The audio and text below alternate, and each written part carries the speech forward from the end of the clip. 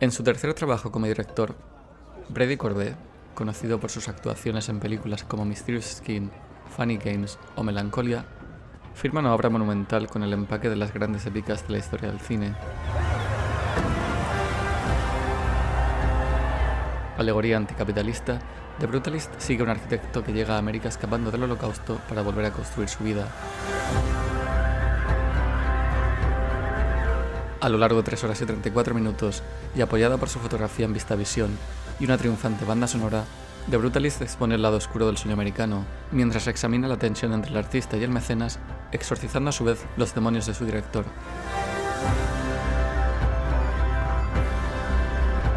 Premiada en el Festival de Venecia y nominada a 10 premios Oscar, The Brutalist ofrece además la actuación más sobrecogedora de Adrien Brody desde El pianista.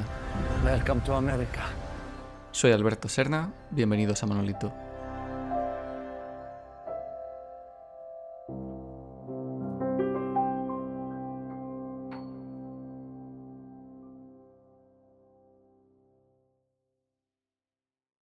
Sergio, bienvenido a Monolito, ¿qué tal estás? Hola Alberto, pues muy contento de estar de vuelta para hablar de esta maravilla. Hoy estarás contento porque hablamos casi de tu diagrama Venn, porque en este episodio convergen el cine, la arquitectura brutalista y Brady Corbet.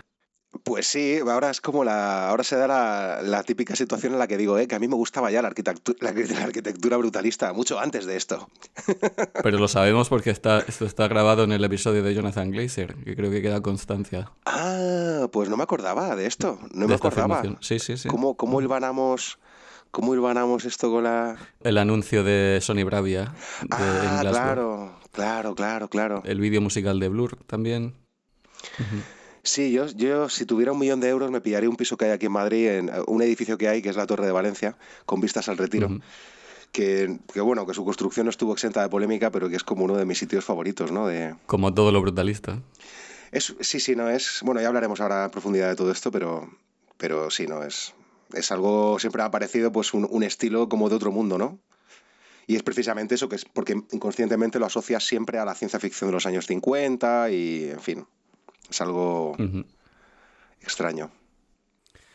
The Brutalist es el tercer trabajo de Brady Corbet, el director, guionista y actor de 36 años de Arizona.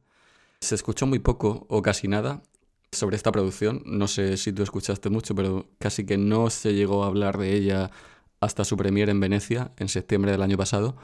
Y ahora, tras su estreno en salas en enero, está siendo laureada como una de las mejores películas del año, con adjetivos superlativos que van desde monumental a grandiosa, pasando por épica, además de comparada con grandes clásicos del cine como Ciudadano Kane, Eras una vez en América de Sergio Leone, Pozos de ambición o There Will Be Blood de Paul Thomas Anderson. Desde luego, Brutalista tiene el empaque de las grandes épicas de la historia del cine, y hoy en Monolito vamos a explorar si verdaderamente así lo es. ¿Sí o no? Sí. Sí. Realmente sí, es una vuelta a ese gran cine, y sobre todo ese gran cine norteamericano, porque es una película genuinamente norteamericana, y sí, me hizo pensar en aquellas películas de Michael Cimino, por supuesto de Paul Thomas Anderson en la actualidad, y es una muestra más, o sea, de que hacer un cine ambicioso es posible, siempre y cuando se esté por la labor. Yo tampoco, como mencionabas tú antes, yo tampoco era consciente de este proyecto, a pesar de que se lleva gestando desde hace ya casi 7 años. Pero sí, cuando salió la noticia en Venecia y luego salió su tráiler, era una película que ya olía otra cosa. Se habló muy poco sobre este proyecto durante su fase de producción. Sobre todo, pienso porque su autor es casi un primerizo detrás de la cámara, pero no así, delante de ella.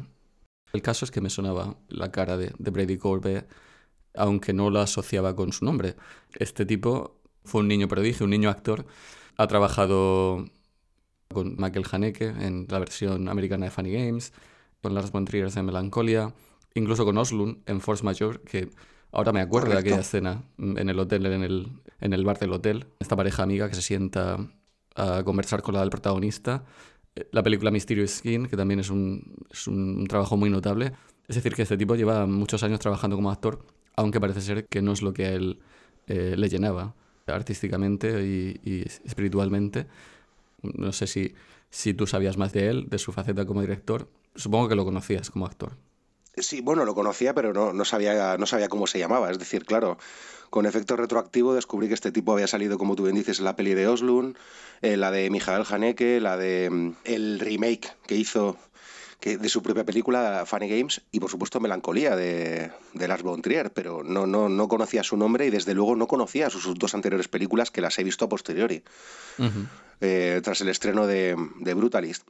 Y no me extraña, no me extraña. Es una peli que sale un poco de la nada, esta de Brutalist, precisamente por los orígenes actorales de Corbett, y luego también el hecho de que sus dos películas anteriores también como que están, al igual que Brutalist, un poco fuera del tiempo. O sea, yo las veo en películas que están un poco en otro lugar, Ujú. que no terminan de... Yo creo que no terminan de encajar mucho en el espacio cinematográfico actual. Y que con The Brutalist sí que yo creo que ha conseguido rebasar eso sin hacer concesiones, ¿eh? Pero, Ujú. en serio, no sé. Es un tipo... Habrá que seguir la pista, pero... Es que es difícil concebir que un cineasta tan joven y tan al principio de su camino o de su trayectoria como director sea capaz de gestar una propuesta como esta, con tanta confianza y con la grandeza que tiene de Brutalist. Una grandeza que solo se espera quizás solo cabe esperar de grandes maestros del cine. O sea, si esto fuera Scorsese, eh, o Coppola en su momento, o Spielberg, te podrías esperar algo de este tipo, pero de Brady Corbet es casi, en fin, una gran gesta lo que se ha marcado este tipo, parece que viniendo casi de la nada. O sea, yo me he quedado totalmente anodadado pensando, bueno, ¿cómo es capaz este tío de haberse marcado esto con tanta confianza siendo tan primerizo?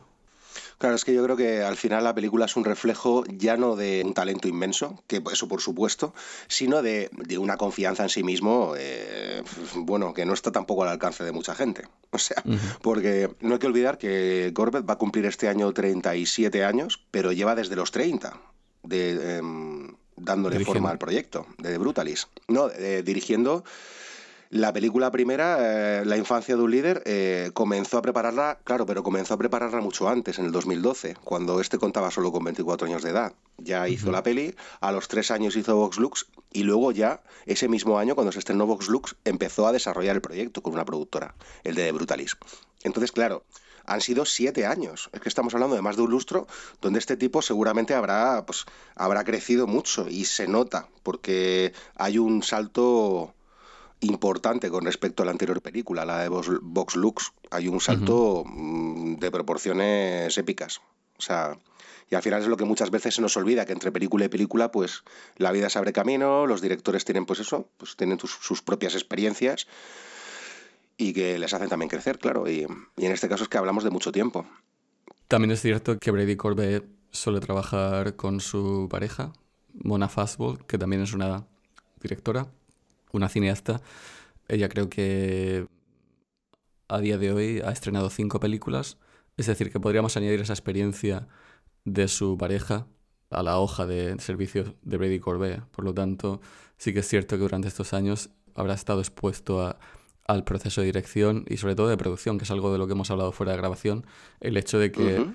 de que haya sido capaz de entregar esta propuesta con el presupuesto que tiene. Ahora lo desvelaremos porque no aparentas tener un presupuesto humilde de Brutalist, cuando así lo es. The Brutalist está coescrita por Corbet y su mujer, o su pareja, Mona Fastball. Es una historia ficticia, lo que se cuenta en The Brutalist, pero sin embargo se inspira en la propia experiencia del director y de su pareja para contar una historia que va sobre arte, sobre cine, capitalismo y sobre todo trauma, pienso yo. Concretamente estamos hablando de la dolorosa experiencia como cineasta de Corbet hasta llegar a The Brutalist. Tú has hablado de 7 años. Tiene esto pinta de haber sido un camino tortuoso, donde no solo ha tenido que proteger con fiereza la llama creativa, como él ha denominado esto, la visión, la llama creativa de sus proyectos ante productores con distintas ideas, sino que además en el proceso no ha conseguido sacar ningún beneficio económico de ninguno de sus proyectos anteriores. Esta película me da la sensación de que es un exorcismo, o es una alegoría anticapitalista, es un comentario sobre la tensión entre artista y productor dentro del sistema neoliberal imperante, Y algo parecido a lo que Coppola trató de hacer en Megalópolis, aunque sin éxito. Pero veo muchos paralelismos en las intenciones. Sí, yo creo que además aquí estás desarrollado de una forma más eminentemente cinematográfica que la de Coppola, Sí. que yo creo que pecaba de ser demasiado literario a lo mejor y disperso. Ujú. Aquí sí que veo, de hecho veo un paralelismo bastante interesante con esto que hablamos del capitalismo, de contar una parte esencial de la historia de los Estados Unidos a través de algo muy concreto, que es algo que también trabajó Paul Thomas Anderson tanto en The Master como en Pozos de Ambición, que no por casualidad también ponían el foco en una relación entre dos personajes masculinos, ¿no? En el caso de Paul Thomas Anderson, pues en Pozos de Ambición o There Will Be Blood, que bueno, un título Ujú. muy superior al español. En There Ujú. Will Be Blood, pues era pues la relación entre el personaje de Daniel Day-Lewis con el de Paul Dano. Luego tenemos en The Master el personaje de Joaquin Phoenix con el de Philip Seymour Hoffman. Y creo que aquí hay algo bastante parecido, donde a través de esta relación masculina y a través de algo muy concreto, como en este caso puede ser la arquitectura Ujú.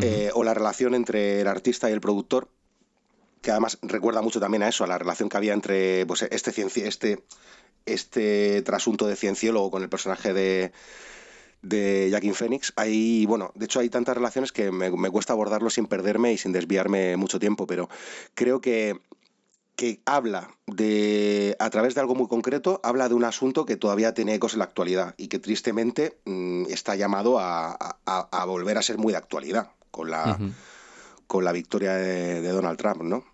Sí, sí. Yo creo que sí, como que está contando de alguna forma dos cosas, ¿no? Está hablando de Varias eso, pero cosas. a través de eso está hablando pues eso, de la realidad de la inmigración en Estados Unidos, no por casualidad el tema que ya hablaremos de la arquitectura, ¿no? De, de, Ujú. de esa especie de odio por parte de gente como Donald Trump hacia la arquitectura brutalista, precisamente, ¿no? Claro, O creo que sea, en su primer mandato iba a aprobar, o creo que se aprobó, un programa llamado Make American Buildings Great Again o Beautiful Again, porque le parecían que todos los edificios federales, modernistas o brutalistas, eran feos y debían ser destruidos y en su lugar, pues supongo que levantar un Trump Tower o lo que él considere claro, es lo que que dicen es elegante. Ujú. claro, de hecho, Corbett establece un paralelismo bastante llamativo entre el Tercer Reich y lo que está ocurriendo con Trump, donde hay una oposición radical hacia este tipo de arquitectura en favor de, como tú decías, construir edificios de un corte más neoclásico. Y es un poco la orden que se ha mandado que se ha emitido Ujú. desde la administración Trump, ¿no? Hacer, Sí, sí. y esto que tú dices, Make America Great Again, que es una cosa que Corbett también dice, vamos a ver, es que se está planteando un retorno a unos valores que son los de los años 50, donde creemos falsamente que había una sociedad como más organizada, más tal, cuando era una sociedad profundamente represiva, profundamente conservadora, donde la mujer no tenía ni voz ni voto. Y hay Ujú. aquí como una vuelta hacia una idea idealizada, pero desde la distorsión más profunda, en la que las cosas distaban mucho de ser ideales. Podemos desempaquetar todo este tema. Como has mencionado, The Brutalist explora las similitudes entre la arquitectura brutalista y la psicología occidental en la década de los 50. Volviendo a la arquitectura brutalista y el partido nazi, fueron los nazis los que clausuraron la escuela Bauhaus. Totalmente. Ahora profundizaremos en ello.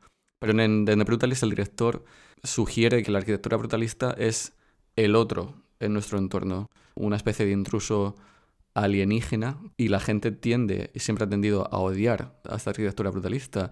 Y Corbet, como bien decías tú, compara la animadversión o la fobia hacia este estilo arquitectónico con la fobia Ujú. que los inmigrantes europeos generaron en la América de la segunda mitad del siglo XX y lo que está sucediendo ahora mismo. O sea, no ha cambiado nada, pero sobre todo con Trump se ha vuelto a agudizar.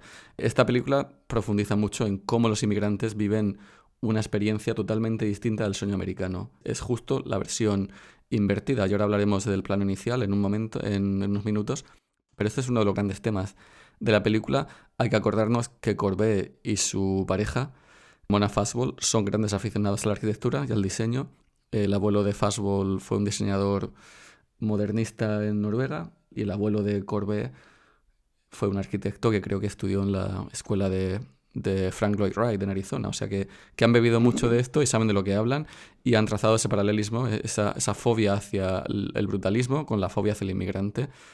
a través de un personaje, de una historia muy concreta, como decías tú, de un tipo que está inspirado en artistas y arquitectos que existieron en Europa y que emigraron a Estados Unidos. Pero creo que este es el gran tema de la película. Si es que está además muy bien hilvanado, ¿eh? No es para nada una cosa impostada. Cómo relaciona el holocausto, la inmigración, vehiculado todo a través de la arquitectura y lo que supone precisamente este movimiento, pues en la historia reciente, ¿no? El brutalismo. Que, por cierto, una pregunta.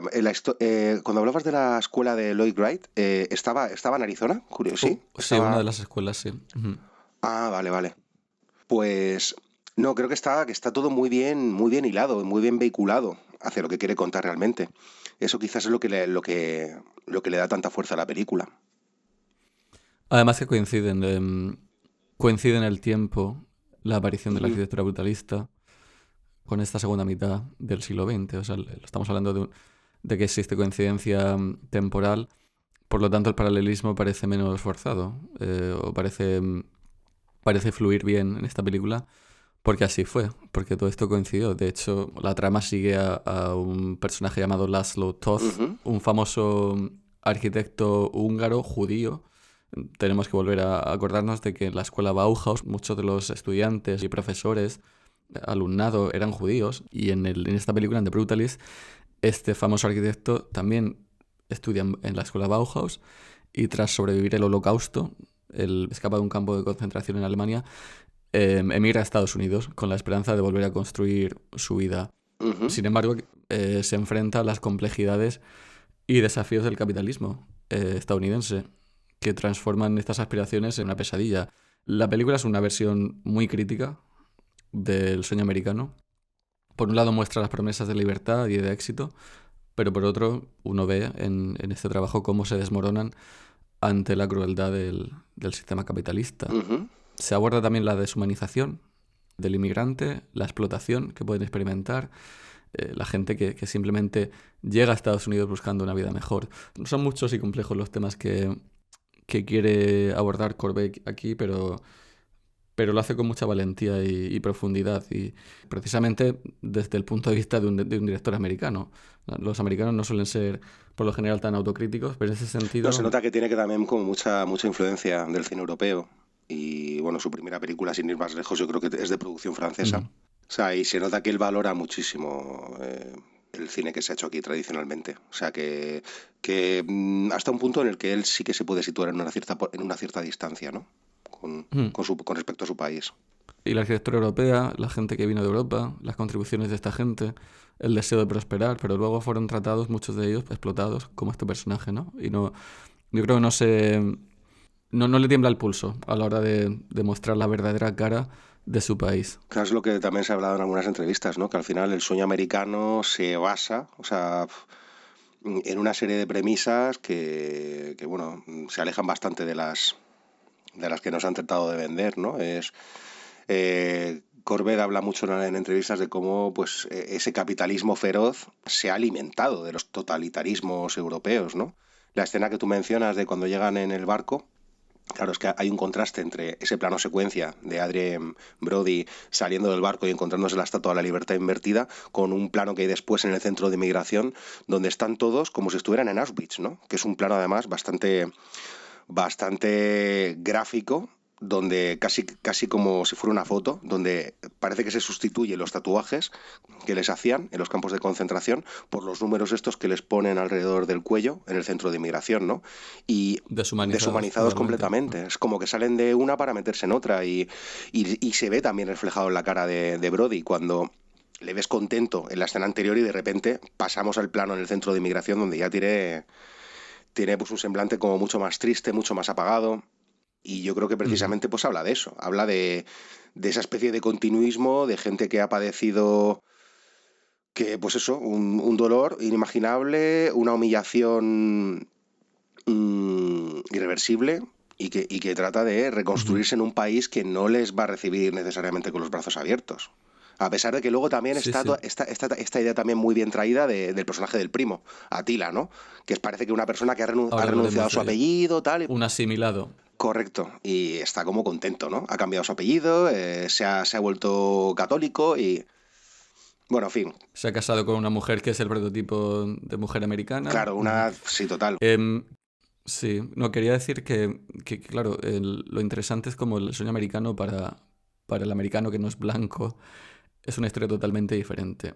Hace poco tuvo lugar la final de la Super Bowl en Estados Unidos, como todos los años. El acto principal en el descanso fue a cargo del artista, el músico afroamericano Kendrick Lamar. Y lo interesante es lo que él intentó comunicar a través del diseño de producción, del escenario, de la elección de canciones. No sé si viste esta actuación, pero había 4 elementos en el césped del estadio de fútbol americano, 4 estructuras que coincidían con los controles del mando de una PlayStation. O sea, había una X, había un círculo, había un triángulo, un cuadrado. Y lo que ha traslucido, la gente que ha analizado esto y conoce a Kendrick Lamar, o lo conocen bien, es que lo que ha querido decir él, la crítica que ha hecho, es que los afroamericanos, los ciudadanos negros en Estados Unidos, solo están utilizados para entretener a la población blanca. Son entretenimiento. Su versión del sueño americano es simplemente estar ahí para entretener a través del deporte, a través de la música. Por lo tanto, tiene una experiencia totalmente diferente. Y bueno, no quiero traer a Jordan Peele en todo esto, pero hemos hablado de que esa separación de clases étnicas y de lo que a uno puede aspirar es totalmente diferente dependiendo de quién seas en Estados Unidos. Por lo tanto, la versión del sueño americano es diferente para los ciudadanos que allí viven o que allí llegan. Y este es el caso en el protagonista de The Brutalist. Y si quieres podemos hablar del principio de este sueño americano invertido. Es el antisueño americano que queda plasmado en esta escena plano secuencia, que no es el primer plano de la película, pero es casi la obertura. Y como tú explicabas bien, nuestro protagonista llega en un barco cargado de inmigrantes en las profundidades del barco, ¿no? Porque al principio no tiene uno muy claro dónde está, ¿no? Está todo oscuro y la cámara lo va siguiendo a él hasta que sale del barco hacia la cubierta y esto desemboca en una escena espectacular que es la elegida para ilustrar el póster de The Brutalist y que me atrevo a decir que a partir de ahora formará parte de la historia del cine. Esta escena de la Estatua de la Libertad invertida, que lo que te está comunicando como espectador es que el sueño americano para un inmigrante es totalmente invertido. Es justo lo contrario a lo que te vas a esperar. Va a ser una persona explotada y deshumanizada y violada por un sistema literalmente, sí, inclemente, que solo busca literalmente y metafóricamente, luego lo veremos, pero esto es lo que Brady Corbet comunica con un poderío como hacía mucho tiempo que no se veía en esta obertura, en esta escena de la Estatua de la Libertad. Sí, además yo creo que lo consigue desarrollar a través de muchas sutilezas, incluso de miradas, de notas que, sin cargar mucho las tintas, pero notas que hay algo dislocado, ya desde el plano de la Estatua de la Libertad hasta ya cuando entra en contacto con su primo, con la mujer de su primo, Audrey creo que era el personaje, y notas que hay algo que no está bien. Y sin embargo, el personaje de Laszlo mantiene una entereza durante toda la película, a pesar de sus adicciones, de estar completamente roto por dentro, de tener a su mujer al otro lado del charco. Notas que se mantiene firme, ¿no? Y ese contraste que vemos con el primo, que está completamente ya adaptado. Que esconde su acento, cambia su apellido. ¿No te parece, Sergio, que esto puede que esté hablando de Brady Corbet y de mantener la entereza y ser fiel a uno mismo como director con una visión cuando las cosas se ponen difíciles, cuando los productores, los mecenas Totalmente te piden que cambies cosas, que cambies tu idea de tu visión, que cedas? Creo que Brady Corbet es Laszlo todo. De hecho, sí, hay una escena que está donde vemos que el personaje los tiene bien puestos cuando aparece por primera vez, cuando van a ver por primera vez la biblioteca, que bueno, ahora volveremos atrás, y básicamente a la hora de darle un presupuesto al hijo de Lee, le dice, no van a ser 2.000, no 1.000, van a ser 2.000. Y luego el primo le dice, joder, pensaba que ibas a echar por tierra el trabajo y al final, mira, lo has conseguido. Porque el tío se mantiene siempre en su sitio. A pesar de que la reciba por todos lados, que el tío no sabe por dónde le vienen las hostias, literalmente, pero se mantiene en su sitio. Y yo creo que es también una declaración de intenciones, como tú bien dices, de Corbett, de la importancia que es. Sí, De hecho, en sí. una entrevista creo que decía algo así como que siempre le han gustado los directores que iban contracorriente, que hacían lo contrario a lo que hacían todos sus compañeros de profesión. Y sin duda esta película es una demostración de eso. Y su obra, como tú bien apuntabas anteriormente, también parece anacronista, ¿no? Parece sacada de otro plano, de otro universo en el que el autor puede ejecutar la visión que tiene. Y como no suele ser lo habitual, pues estas películas parecen totalmente sacadas de otro plano. Que por cierto, quería volver a la estructura de esta película, Ujú. porque es casi operística. Son 3 actos, 3 horas y 35 minutos con un intermedio de 15. Y este comienzo del que hablábamos con la Estatua de la Libertad, que nos hace creer que esta película es una superproducción cuando no lo es. Bueno, lo podemos desvelar, son 9,6 millones de dólares Ujú. esta película. Es impresionante. Hablaba Dennis Lin, que es el director artístico del Festival de Cine de Nueva York, que tradicionalmente las películas americanas indie han sido condicionadas a pensar en pequeño. Y con The Brutalist, Courbet se ha marcado un maximalismo absoluto, desafiando las convenciones del cine independiente. No, totalmente. Es al final una persona que domina su oficio y, como comentábamos antes fuera del programa, que controla cada uno de los aspectos. Y al final, pues, lo que ocurre es que se asumen ya ciertos relatos, en virtud de los cuales pues una película debe de ser de una determinada forma. Y esto es algo que no solo afecta al cine indie, que afecta también al cine más mainstream, en tanto que ya parece que se ha perdido esa batalla entre el celular y el digital, ¿no? Donde ya muchos directores, incluso Ujú. sentados, optan por rodar en digital.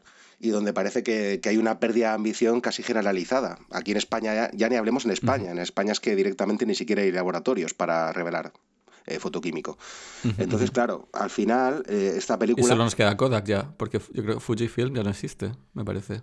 Sí, bueno, a ver, Kodak, al final para mí siempre ha sido la mejor, ¿no? Con todos mis respetos a Fuji, pero siempre yo creo que Ujú. ha tenido más calidad. Lo que pasa que, insisto, yo tengo la esperanza de que hay una vuelta, y cada vez parece que hay más cineastas independientes que están volviendo. Pero en cualquier caso, dejando a un lado lo que es la parte puramente de soporte, creo que sí, que hay una tendencia a apuntar bajo y decir, bueno, pero que eso no te garantiza nada. Es decir, que el hecho de que hagas una película ambientada en el salón, con una reunión familiar, no te garantiza nada. Y sino que se lo digan a David Fincher, Ya. que venía de rodar El Club de la Lucha con un montón de localizaciones, se metió en Panic Room pensando que iba a ser fácil y fue una auténtica pesadilla. Es decir, nunca lo sabes. Ujú. Yo creo que mejor apuntar hacia donde quieres, porque de sufrir no te va a librar nadie. Al final siempre te vas a tener que enfrentar a un productor que te va a intentar joder la vida, y pues a todo tipo de inclemencias. Esta película, yo creo que ¿Qué sí. es lo que sucede aquí? Claro, yo creo que al final lo que tiene de inspiradora la película es precisamente el hecho ya de que exista, ya me resulta bastante inspirador, pero todo lo que hay detrás, ¿no? Lo que deja entrever de la mirada de Corbett, ¿no? De un cineasta como los que ya parece que no quedan. Mm, Ujú. una persona dispuesta a llegar hasta el final en su visión. Y esto sé que puede sonar, en fin, muy dramático, pero a mí me resulta, pues eso, pues un soplo de aire fresco, que existan películas así. Analicemos por qué esta película da la sensación de ser más de lo que es, de tener una épica que parece que solo se puede esperar de una película de gran presupuesto. The Brutalist empieza con un prólogo, con una banda sonora compuesta por Daniel Blumberg, que estuvimos indagando porque nos sonaba mucho su cara, y es el ex cantante de la banda londinense Juke, bueno, que tuvo su momento hace 10-15 años con un debut que traía mucho a la mente el grunge de los 90. Y este tipo ahora pues ha compuesto la banda sonora de The Brutalist. El tema inicial, que es un tríptico llamado Obertura, de 10 minutos de duración, eleva el tono de esta obra desde su comienzo. Tiene unos tonos muy inquietantes, como decías tú, ominosos, con toques de falsa esperanza, ¿verdad? Casi una advertencia de que este breve momento de euforia va a acabar. Y aparte de la banda sonora, la sensación de gran escala y de épica se acompaña por los títulos de crédito que en su diseño también aluden a la arquitectura brutalista. Es un diseño superpuesto maravilloso también. Sí, es como una cosa muy, como con mucho peso, esos sonidos así como de Ujú. construcción, y luego también ese piano, esas notas de piano que van como volando, como un pajarillo, ¿no? Hay como una especie de contraste ahí bastante interesante. Pero sí que creo que la música contribuye mucho a darle a la película pues ese empaque de trascendencia. Ujú, Porque al final es una banda sonora, ujú, como también pasaba, vuelvo a traer a colación a Paul Thomas Anderson, en este caso su compositor, Johnny Greenwood, que al final trabaja desde la experimentación pura y dura. De hecho, según leí, Daniel Blumberg no sabe ni escribir ni leer partituras. Él funciona más con el método de prueba y error. En este caso, ujú. recorrió Europa, visitó todo tipo de pues, espacios así como un poco random, como yo qué sé, pues se fue a una cocina a ver cómo sonaba el sonido de la cocina, se fue pues a la habitación de un hotel y básicamente pues a partir de ahí trató de hacer una banda sonora que rescatara un poco ciertas atmósferas, ¿no? De hecho, no por casualidad, la banda sonora tiene también muchas veces sonido ambiente de las propias escenas Ujú, o ujú. como pasaba, ¿no? Como John Tilburg, ¿no? Que es un pianista octogenario en el que se inspiró bastante Bloomberg, que llegó a grabar un disco también, creo que era en la cocina de su casa o alguna cosa así, o con el sonido de la lluvia de fondo. Hay mucha experimentación que de alguna forma consigue meterte, o sea, esta banda sonora creo que es muy atmosférica literalmente. O sea, realmente estás Ujú. escuchando a veces no sabes, cuando estás escuchando la banda sonora por separado, tienes la sensación de estar viendo la película y viceversa. A veces estás viendo la película y la música te transporta también a otro lugar, ¿no? Hay ahí como una especie de ejercicio entre integración y al mismo tiempo parece que las dos van como por su lado, no sé. Y luego también el empaque de gran épica se consigue con mucha habilidad y con creatividad a través de este plano que hemos mencionado de la Estatua de la Libertad, que no se filma en Nueva York. Es un plano establecimiento que muestra el skyline de Nueva York, pero hablábamos fuera de grabación, esto se filmó en Budapest, ahora contrasto exactamente cómo. Sí. Se filmó en Budapest y luego se hizo un ejercicio de composición digital, porque salvo las escenas en Italia, que ahí sí Corbett quiso grabar en localización, todo está filmado en Hungría, para permitirse dejar el presupuesto de Brutalis por debajo de los 10 millones. Es decir, han sido muy hábiles y muy creativos para conseguir crear esta epicidad con poco dinero. No piensa uno que esto no ha sido filmado en Pensilvania, en Nueva York. Es impresionante, vamos, yo salí del cine pensando que esto se ha filmado en Pensilvania y en Nueva York. Sí, de hecho es que al final es la demostración, una cosa que dice Corbett en entrevistas y que es bastante interesante es que él aboga porque los directores sean productores de las películas, porque solo así se puede tener el control total, ¿no?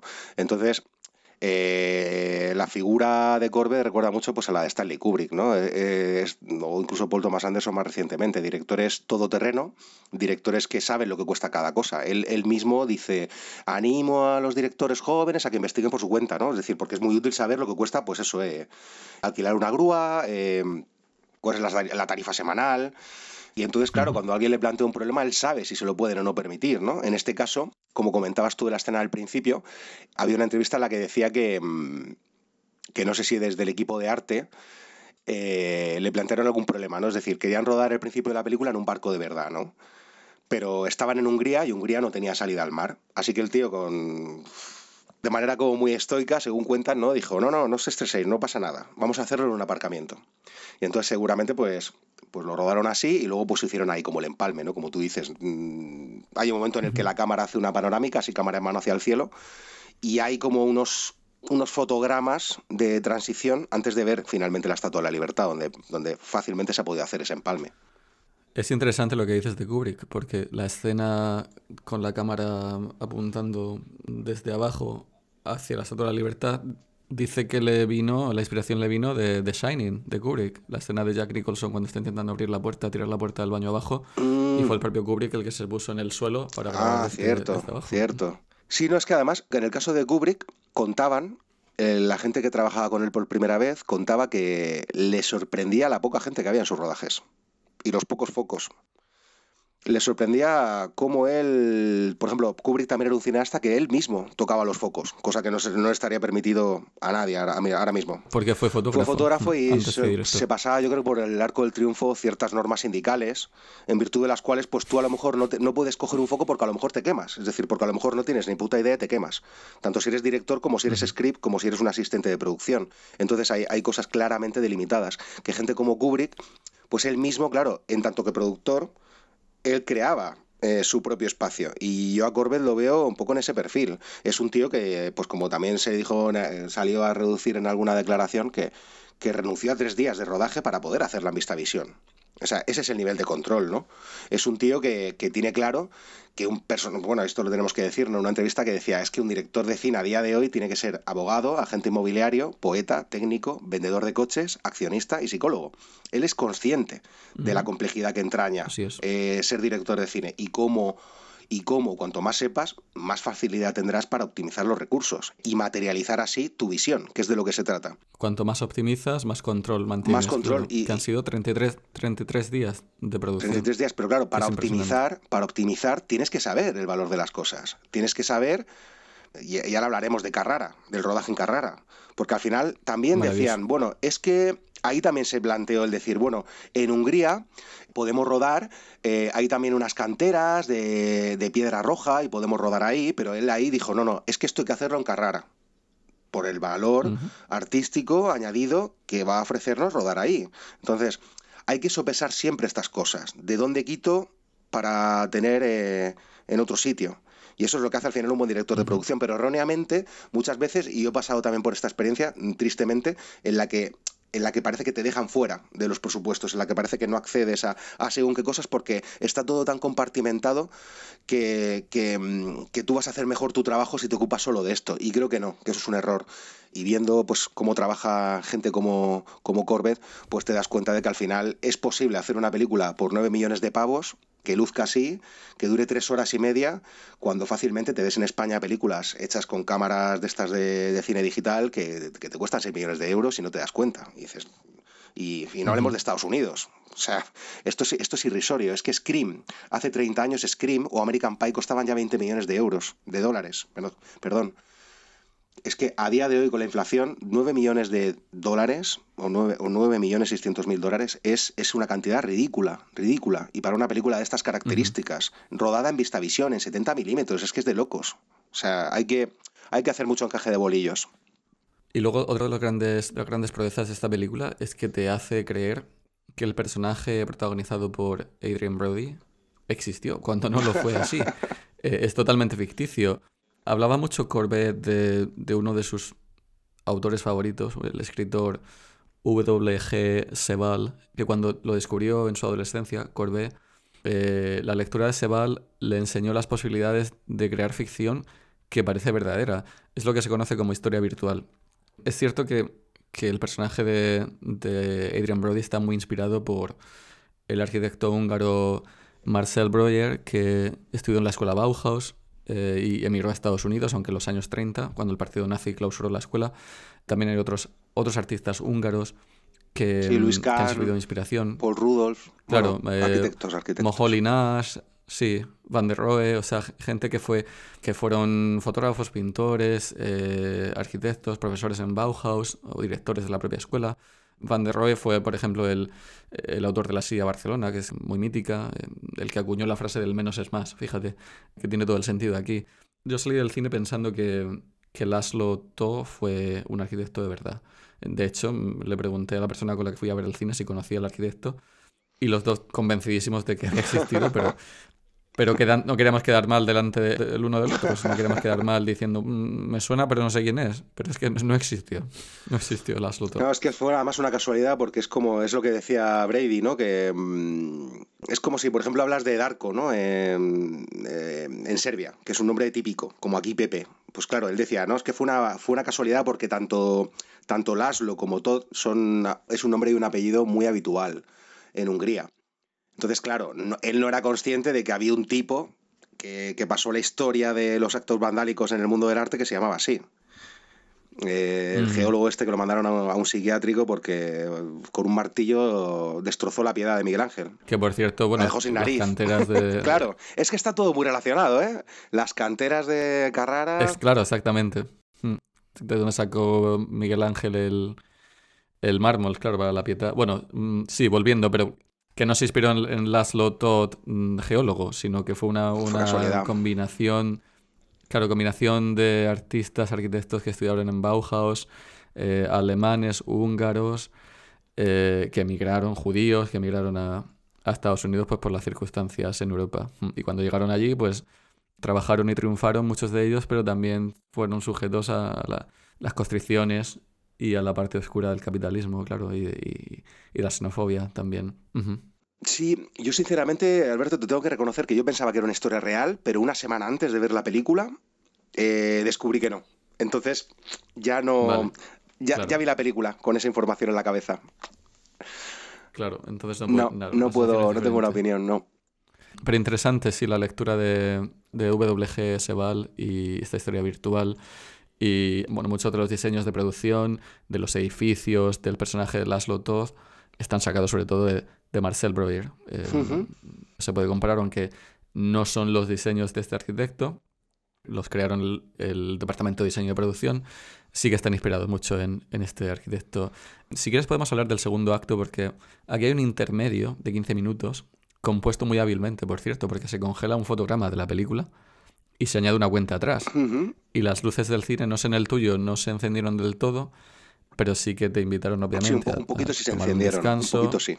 Sí, un poquito. Pero bueno, tienes la pantalla no se llega a apagar, no llegas a dejar la película, sigues estando inmerso en este universo y además tienes una cuenta atrás, un cronómetro que te va indicando cuánto te queda, ¿no? Para volver. O sea que creo que me pareció muy interesante, sobre todo porque hace mucho tiempo que no se ven intermedios, ¿no? En películas. Es que aporta, es como cuando en el cine mudo a veces tenías intertítulos que parecían ir, que no parecían acompasar a la historia y estaban aportando o, otra información. Ujú, Aquí también hay como algo muy potente y es el hecho de ver por primera vez cómo es físicamente la mujer y cómo es físicamente la sobrina.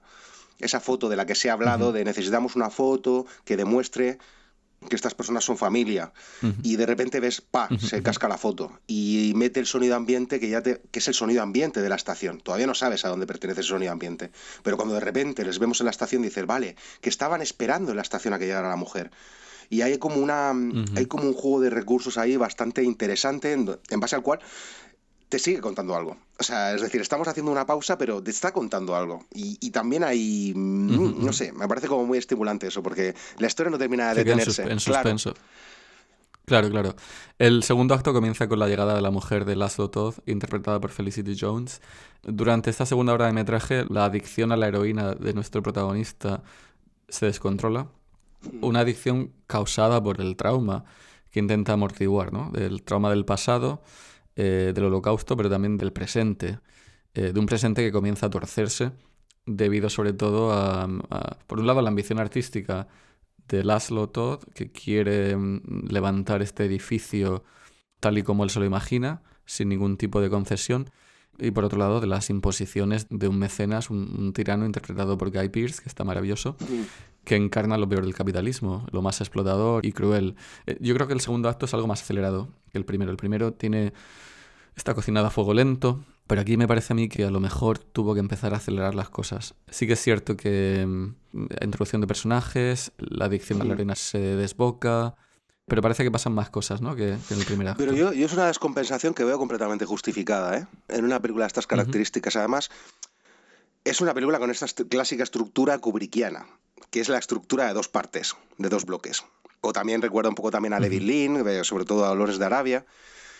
Pero a mí sí que me pareció como muy pertinente que fuera así, porque al final estás sentando las bases de cómo él desembarca en ese otro continente, eh, en esa otra vida, y cómo de repente la llegada de la mujer es la que lo dinamiza todo, porque al final la mujer es la que realmente llega ahí para poner orden y para decir, hostia, o sea, es la que precipita que el conflicto se desencadene ujú. antes. No sé si me estoy explicando, pero... Sí, sí. Y también que es un personaje, es una mujer que no es sumisa, sino que también tiene trabajo, tiene una cultura. Y me pareció muy, muy interesante esta dinámica. Yo creo que a lo mejor por una película situada en los años 50 uno se espera otro tipo de dinámicas, ¿no? Dinámicas de pareja más Mad Men, o como parece que es el primo del personaje del protagonista parece tener con su mujer. Y luego otra cosa, Adrien Brody, que por cierto parece un actor de otra época, una especie de Gregory Peck, ¿no? En este tipo de historias trágicas de un personaje que tiene que pasar por múltiples vicisitudes, casi que estamos acostumbrados, y lo decías tú, Corbett, a que sea un personaje angelical, ¿no? Perfecto, que cause mucha simpatía. Y aquí el director dibuja a un protagonista complejo, ¿no? Imperfecto, obsesivo, adicto, con muchos claroscuros. Y Adrien Brody sabe ejecutar esto, ¿no? Esta descripción del personaje, muy a su estilo, ¿no? Muy involucrado y con una actuación muy sobrecogedora, pero me llamó la atención el hecho de que nuestro protagonista no es un personaje perfecto, sino que tiene su lado oscuro y cuando llega la mujer las cosas se salen un poco se desbocan también. Incluso él llega a introducir a su mujer en la heroína. Sí, además esto de la heroína, Corbett lo dice también en una entrevista, que dice, es que, a ver, en aquella época era mucho más pura que ahora. Es decir, no interfería tanto en el desarrollo de una vida funcional.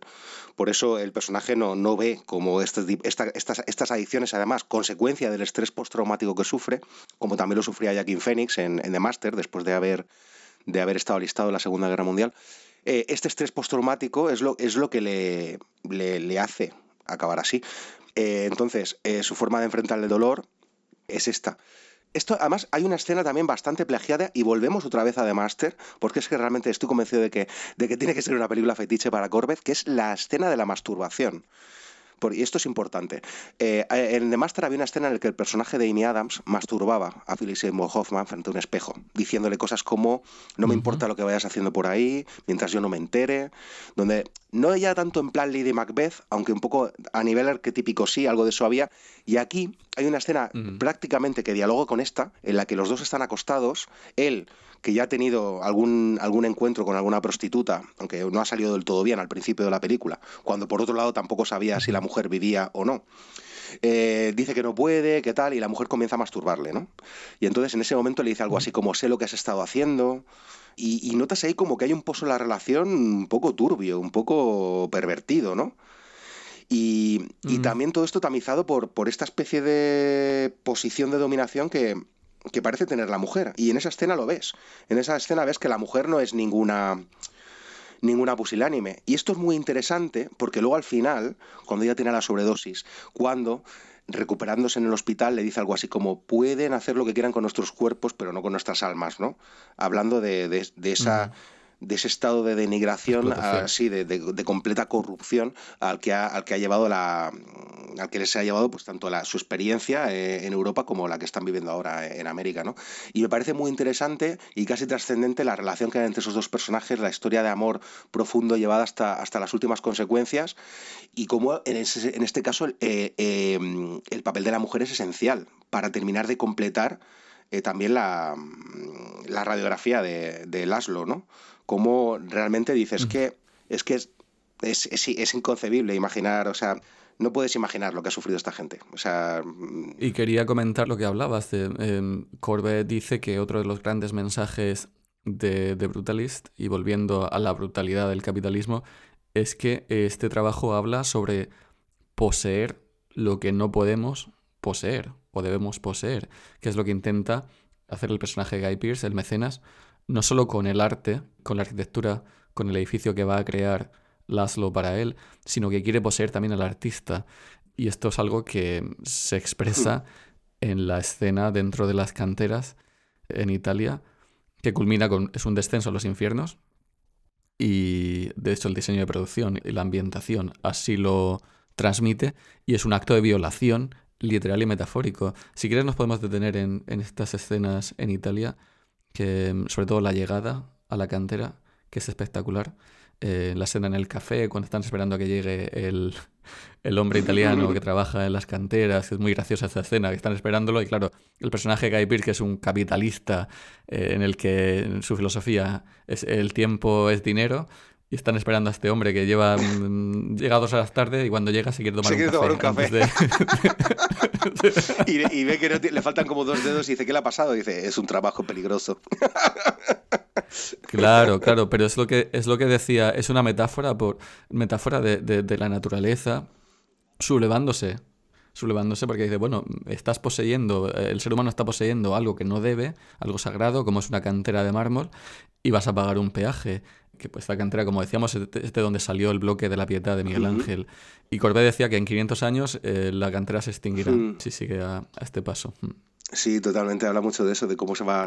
bueno, pues eso, la venganza, la revancha de la madre naturaleza. Pero que enlaza muy bien con la propia explotación del mecenas capitalista hacia el inmigrante artista, el visionario, y traza ese paralelismo con la propia explotación del ser humano hacia la naturaleza. Toda esta sección, sabemos que Courbet quiso filmar esto en Italia. Si había que quitar presupuesto de otras partes de la película, así lo iba a hacer y lo hizo. La fotografía vista visión en estas canteras es sublime. Sí, además la música también para esta parte es como... Realmente es como un descenso a los infiernos, literalmente. Es como una fantasmagoría, ¿no? Cuando llegan ahí, que además es lo que también leí por algún sitio, que es que le otorga a toda la película como ese pozo de tragedia griega, ¿no? Este descenso a los infiernos, que además, por otro lado, no sé si lo sabes, que era casi imposible rodar en Carrara. Fue gracias a Adrien Brody, que tenía un amigo por ahí, que les hizo como de puente. Pero era prácticamente ya no ir, sino ya rodar. O sea, rodar ya era como inconcebible. Impensable. Y es que realmente es eso, es entrar en otro mundo, es de pesadilla total. Y bueno, y por no hablar de la fiesta posterior, claro, la escena de la que hablabas, que adelantabas tú antes. Una bacanal. Sí, sí, sí. La escena cuando el hombre mayor que trabaja en la cantera elige el bloque de mármol y vierte una botella de agua encima de la piedra, maravilloso. Sí, ¿no? Como que por un momento hay un atisbo ahí de sensibilidad por parte del personaje de Harrison, ¿no? Que parece que de alguna forma se siente conmovido por la belleza del bloque de mármol. Pero luego, claro, luego desvela qué tipo de persona es y cómo somete, ¿no? Somete y sodomiza a nuestro protagonista. Sí, desde luego, o sea, es que ese segmento de la película es de pesadilla. Es que parece de Gaspar Noé, ya, no sé. Que no se veía venir. Yo no lo vi venir. No, de hecho es que hay esa escena, que además, si se mira en el espejo con la escena final que no desvelaré, casi que rozan para mí un poco la impostura. Creo que funcionan a un nivel más simbólico que narrativo. Porque son escenas donde claramente el director quiere expresar una idea, pero que para expresar esa idea se tiene que salir un poco de una cierta coherencia de narrativa o de tono. Es que ha sido muy elusivo durante toda la película y de pronto, ¿verdad? De pronto se vuelve casi explicativo, por no anticipar el epílogo, cuando ya directamente uno de los personajes te dice cuál es la intención del director, de Brady Corbet, en esta película. Pero aquí sí que parece que la escena de la violación se debería interpretar más desde el punto de vista metafórico, ¿no? Más que... Sí, porque no se sostiene de cualquier otra forma, o sea, a un nivel, desde el punto de vista de trama, no se sostiene. Es una puta locura que ese personaje de la nada actúe así. O sea, eso no atiende a ningún tipo de coherencia de psicología de personaje, de trama. Es completamente pues un desvío consciente para expresar la idea. Me trajo mucho a la mente el personaje de Guy Pearce al de Steve Carell en Foxcatcher. Sí, hombre, cómo no acordarme, maravillosa. Yo creo que de las películas más disparatadas y más locas que he visto en mi vida, o por lo menos en el cine reciente. Sí, sí, sí. Sacados de la misma piedra, ¿no? Del mismo bloque. Bueno, y no hay que olvidar que Pearce también hizo de multimillonario en Prometheus, la de Ridley Scott. Así es. Que también con una idea bastante megalómana y descabellada y... Creo que muchos espectadores coincidirán en que, no sé si es tu caso, en que el epílogo de The Brutalist, que está filmado en Venecia, esto ya sucede años más adelante, en los años 80, es algo extraño también y explicativo. Además se produce un cambio de actriz, de pronto. Ariana Laved, que es la mujer... Ahora te hablaré de eso. Claro, de pronto vemos a Ariana Laved, que es la mujer de Yorgos Lanthimos, sustituyendo a la actriz que había interpretado a la sobrina del protagonista durante toda la película. Que por cierto, esta actriz, Rafe Cassidy, también es una actriz que trabajó con Yorgos Lanthimos, o sea que hay Bueno, esto se está volviendo muy complejo ahora. Se está complicando, sí. Y te lo voy a complicar yo más con lo que te voy a decir ahora. Inception, sí. A mí me pareció demasiado explicativo, pero al final Courbet parece ser que lo que nos quiere decir es que no se trata del camino, sino del destino, que al final lo que cuenta es materializar tu visión artística. Al final se trata de ejecutar tu visión, de llegar a ese destino, y el camino, por muy traumático que sea, es lo de menos. Al final se trata de ese destino. Eso parece ser que es el mensaje, ¿no?, que nos quiere transmitir Courbet. Lo único es que me pareció demasiado explicativo, ¿no? Sí, a mí al final no me terminó de convencer demasiado. Esta parte en Venecia, grabada en Betacam, no sé, me sobró un poquito. Porque además es como muy corto. Sí que me gustó la música, como que hacen una versión del tema principal de la peli. Vince Clarke creo que era un artista así como de synth pop, que hace una versión bastante chula con la que acaba la peli. Pero más allá de eso, no terminé de entender por qué. Me sobró un poco. Tengo que decirte, esto ya a modo anecdótico, el personaje de Rafi Cassidy, ¿vale? Porque hay otra cosa que todavía es un rizar el rizo, pero como creo que tú no viste la de Vox Lux, es también... O sea, tú dices que también sale en películas de Yorgos. Entonces yo creo que aquí hay un ejercicio de intertextualización que los dos, tomando vinos, han decidido hacer algo para rayar a la gente. Porque Rafi Cassidy, en la de Vox Lux, interpreta al personaje de Natalie Portman cuando es joven, cuando es una niña. Y cuando Natalie Portman es mayor, Cassidy interpreta a su hija. O sea, que se genera una confusión muy similar a la que se genera en The Brutalist con este personaje, con esta actriz. Porque en Vox Lux, de repente hay un momento en el que ves a Natalie Portman, pero sigues viendo a la misma actriz que habéis visto en la primera parte del metraje cuando era niña. Y dices, un momento, ¿quién es Natalie Portman? Es desconcertante. Hay algo ahí raro que también se repite aquí, pero a la manera inversa. Porque en este caso hace siempre de niña, primero como protagonista y luego como la hija de la protagonista. Y en este caso aquí hace al revés, hace de niña y luego hace de... Ah, no, es lo mismo, ¿no? Hace también de hija. Es la hija, claro. Es la misma cosa. Al final hace de la hija de la sobrina. Pues entonces cuando había sido la sobrina durante toda la película. Pues eso es, claro, hace lo mismo. Coloca otra actriz para hacer de madre. O sea, para hacer de... Sí, hace lo mismo que con Natalie Portman. Bueno, una cosa muy rara. Pero, en fin, sí. Tiene ahí como una especie de fetiche por volver loca a la gente. No sé. Sí que es cierto, iba a decir, también volviendo a la interpretación metafórica de esta película y también a la influencia de Paul Thomas Anderson, la escena que genera al final del segundo acto y el comienzo del tercero es la confrontación del personaje de Felicity Jones cuando acusa al personaje de Guy Pearce, al mecenas, de haber violado a su marido, de ser un déspota, de ser un criminal. Que también trae a la mente la escena de There Will Be Blood, esta escena de enfrentamiento. Bueno, a mí me trajo también a Festen, de Winterberg, pero es una escena potente y luego el personaje de Guy Pearce desaparece fuera de cámara. No se sabe qué ha sucedido con él, pero lo interpreto como metafórico, ¿no? Eso es lo que te decía, que es la imagen, es la simetría con la escena de Carrara, de los submundos de Carrara. Hay un componente quizás más alegórico, más... Y desde luego nada narrativo. No, estoy contigo, es pozos de ambición total. Es pozos de ambición. Que uno no sabe si al final quiere decir que este tipo desaparece, pero no muere. Tienen el poder económico como para desaparecer. Bueno, pero dicen en un momento dado, he encontrado algo. Y se ve el plano de la cruz, del reflejo de la luz en forma de cruz. Yo creo que no deja dudas a que ha acabado con su vida, pero... Pero también insisto, no responde a una coherencia de trama. Es ridículo si no la analizamos así.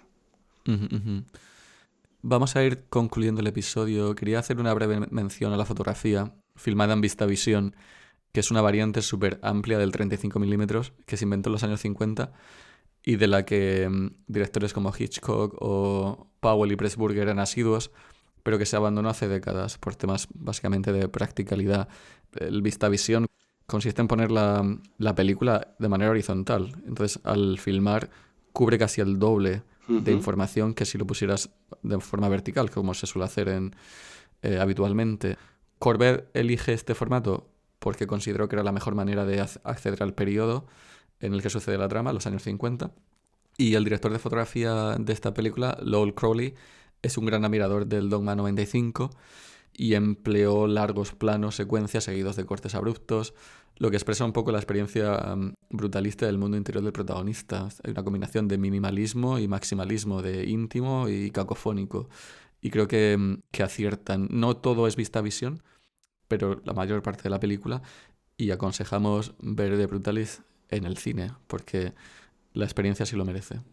Así es, hay que mencionar así una pequeña pincelada al trabajo de David Jansson, el editor, el montador de la película, que además es húngaro, que también hace, yo creo que un trabajo bastante arriesgado, precisamente por estos cortes puntuales, cuando a veces la película rompe. Ujú.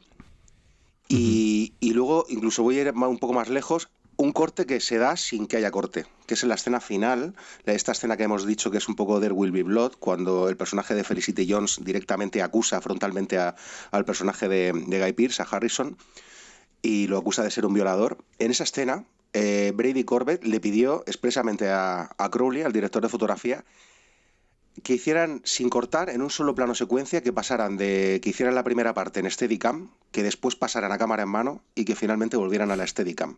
O sea, como marcando una ruptura dentro del propio plano secuencia, haciendo una escena, Ujú. haciendo un primer tramo de ese plano secuencia en el que el personaje de Esseber, bueno, el de Felicity Jones, llega con el andador y vemos como una escena como mucho más estabilizada y de repente la sacan ahí, la arrastran tirándole los pelos y la cámara de repente se pone mucho más eso como podría ser en una celebración del Winterberg y de Ujú. repente vuelve otra vez a estabilizarse. Y ahí hay como un trabajo de montaje sin que lo haya propiamente dicho, ¿no? Como el propio Ujú. plano Ujú. se rompe en sí mismo, ¿no? Dentro del propio plano, vamos. Ujú. Y, Ujú. y sí, la fotografía, como tú dices, ¿no? Yo creo que el trabajo del VistaVision es alucinante. O sea, es un formato que al final te da mucha más calidad, pues un grano más fino y que aporta un campo de visión mucho más grande, ¿no? Y en este caso, claro, en este plano secuencia no podían, como siempre, optan por hacer un trabajo mucho más naturalista. Al igual que Ujú. pasaba con Kubrick, optaron por la utilización de luces prácticas, ¿no? Luces integradas dentro del propio plano, para poder permitirse el lujo de explorar todo el espacio sin ninguna limitación. Yo creo que es un trabajo bastante sólido. No es casualidad que hayan trabajado también juntos en las dos películas anteriores. Y. Ujú. Sobre todo el VistaVision Uh-huh, luce en las escenas en Italia. Y luego lo que consigue, al fin y al cabo, es el empaque épico que transmite esta película. Decían, por cierto, Sergio, que cuando se estrenó The Brutalist en Venecia, la premiere en el Festival de Venecia, donde Corbett ganó el premio al mejor director, uh-huh. decían que llegó la película al celuloide como si fuera Bruce Springsteen de gira. Se llegaron con la copia en 70 milímetros, llegó en 26 latas separadas y pesaba 300 130. libras leído. Sí, sí, sí. Eso también pasó con Parecía la un grupo de gira, de sí, sí. la de Los Odiosos 8 cuando se estrenó, que llegó un cine a Fenómena en Barcelona, que también era como, vamos, que se te cae eso encima y te aplasta. Claro, el problema es que apenas hay 100 salas en todo el mundo que puedan proyectar así. Es una tragedia. Yo al final la película la tuve que ver en DCP, como casi cualquier hijo de vecino, y Yeah. es una pena, es una pena. A ver si esto lo que consigue es que se abran más salas o que se equipen más salas para proyectar en 70 milímetros o en 35. No quería dejar pasar el trabajo de diseño y producción de Judy Baker, Ujú. que trabajó en Brokeback Mountain, en American Hustle, Carol. Hunger, no, perdón, Same, no sé si Same o Hunger, pero La pieza central es el Instituto Van Buren. Al final es el edificio que le encarga este mecenas al personaje de Adrian Brody, que a la vez es una iglesia, un centro social o cívico, obviamente diseñado en estilo brutalista, que es lo que, bueno, es el trabajo central de Judy Becker en esta película. Es una miniatura, pero está construido desde la base hasta su cúpula. además esto se construyó también en Hungría, ¿no? Entiendo. Sí. Que al final es como que reprodujeron en Hungría toda esta parte industrial de la Filadelfia de los años 50, ¿no? Descubrieron que en Hungría había como algo también como suspendido en el tiempo y... No, no, es alucinante. Hacía tiempo que no me preguntaba cómo han hecho esto, ¿no? Sobre todo por el tema del presupuesto, digo, ¿cómo han hecho esto? ¿Cómo han hecho el Instituto Van Buren? ¿Cómo lo han...? Pues con mucha pericia Hmm. y pensamiento lateral, supongo. Está probando Corbett con esta película. Hablamos casi de cifras ya. 31 millones de dólares de taquilla y un presupuesto que fue de 9,6 millones de dólares. O sea, Es un éxito. ya. Un éxito. Es un éxito. Y está probando que existe una audiencia para películas de 3 horas y 35 minutos, filmadas en gran formato. Decía Corbett, bueno, la gente está acostumbrada a ver 3, 4, 5 episodios de un tirón en Netflix, en streaming. O sea, la gente tiene el tiempo. Tiene 3 o 4 Totalmente. horas para ver una película. Y él dice, a ver, la zona de interés recaudó a nivel mundial 44 millones de dólares. Es decir, él Sí. Lo que defiende es, el público responde frente a las propuestas arriesgadas. Hay que dar las gracias a 24 porque han sabido vender esta película. No podías ellos fueron dejarnos la que fuera, apostaron. ¿verdad? Claro, no, pero a Corbett le Sí. dijeron antes de Venecia que esta película iba a ser invendible. Se lo dijeron así. Y qué buena suerte con que alguien la comprara para distribuirla. Y fue a 24 la que lo hizo en Venecia, que como bien apuntabas, la zona de interés de Jonathan Glazer, de la que hablamos en un episodio de Monolito, también fue distribuida por A24. Es una película más experimental, mucho más experimental que The Brutalist, pero la distribuidora americana fue capaz de acercarla a una audiencia más generalista y acabó llevándose 40, 50 millones en taquilla. Son buenas noticias para el cine y Corbett dice que el futuro del cine pasa por el formato largo. Hombre, a ver, está claro que, por ejemplo, la nueva de Paul Thomas Anderson, que se estrena este año, en agosto, ya va a ser toda la película rodada en IMAX, como las de Nolan. Tarantino ya hizo lo propio con Los Odiosos 8. Yo creo que al final está en manos de los directores que pertenecen a su suerte de aristocracia del mundo del cine, los que pueden rescatar esto, o sea, los que pueden reflotar esto. Y creo que así lo están haciendo. Están como iniciando una campaña activista para precisamente combatir un poco, o sea, no combatir, sino equilibrar la tendencia al alza por parte de las plataformas, que es la de pues, consumir el cine en casa, contar historias, que el valor cinematográfico de pues ya como que no es tan estimulante para mucha gente, porque al final está todo como muy supeditado al guión y propuestas como esta, pues al final lo que ponen en valor es eso, la importancia del cine como arte. Por eso él dice que tal y como están los precios también del cine hoy en día, 20, 25 euros o libras o dólares, al final si la persona va a tener una cita, va a dejar a sus hijos al cuidado de alguien para ir al cine, pues ofréceles una experiencia épica, una experiencia que merezca la pena, en gran formato, Claro, tío. buena duración. Sí. Que antes cuando se proyectaba en 35 milímetros, tú ibas a ver una copia en 35, que solo la copia en la época costaba 250.000 pelas. Esa copia. Y si salía una película con 20 copias, multiplica por 20, 250.000 pelas. Ahora, claro, esto es a golpe de clic, ahora son DCPs y no es lo mismo, tío, no es lo mismo. Yo no quiero ser aquí clasista, pero carca, mejor dicho, pero al final, pues muchas veces se ha hecho una transición sin que nos demos cuenta o sin que la mayor cantidad de gente se dé cuenta hacia lo que Tarantino describió como ver televisión en grande y en compañía de gente. Pero no es lo mismo y al final yo creo que sí, hay que apostar más por esto. The Brutalist le valió el León de Plata en Venecia a Brady Corbett a la mejor dirección, 10 nominaciones a los Oscar, mejor película, mejor director, mejor actor para Adrien Brody. Supongo que estará entre Brody y Timothée Chalamet por la interpretación de Bob Dylan. Mejor actriz secundaria Felicity Jones, mejor actor secundario para Guy Pearce.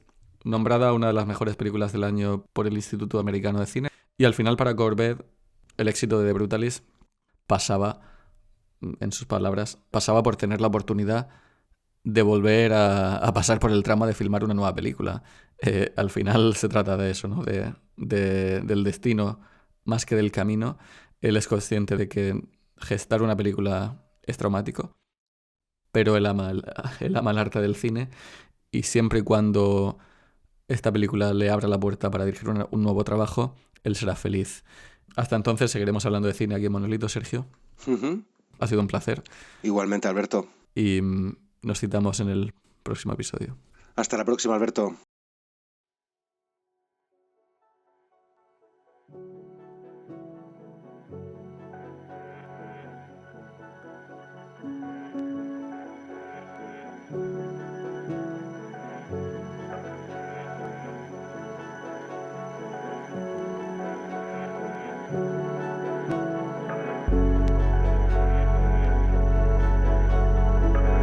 Monolito es un proyecto presentado por Alberto Serna con la colaboración del cineasta Sergio Román. Música a cargo de BBSR. Descubre más cine contemporáneo en la web de Monolito, monolitomag.com, y también en Instagram bajo la cuenta monolitomag.